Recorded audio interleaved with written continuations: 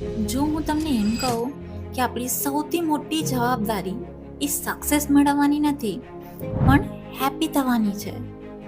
કાલે નહીં, બહુ મોટું અચીવમેન્ટ મળશે ત્યારે પણ નહીં, જ્યારે તમને રિઝલ્ટ મળશે ત્યારે નહીં, પણ અત્યારે આ મોમેન્ટ ઉપર આપણે બધા જ હેપીનેસને એક ડેસ્ટિનેશન બનાવી રાખ્યું છે કે હું જ્યારે ફિનાન્શિયલી ફ્રી થઈશ ત્યારે હું રિલેક્સ કરીશ, હું જ્યારે મારા ગોલને અચીવ કરીશ ત્યારે હું સ્માઇલ કરીશ. પણ વોટ ઇફ યુનિવર્સ વેઇટ કરી રહ્યું છે કે તમે પહેલાં સ્માઇલ કરો અને પછી હું તમને તમારા ગોલ સુધી પહોંચાડું? What if happiness is a starting point? તો ચાલો સાથે મળીને ડિસાઈડ કરીએ કે કાંઈ પણ થાય આપણે હેપી રહીશું, કોઈ પણ પ્રૂફ વગર, કોઈ પણ રિઝલ્ટ વગર અને કોઈ પણ રીઝન વગર.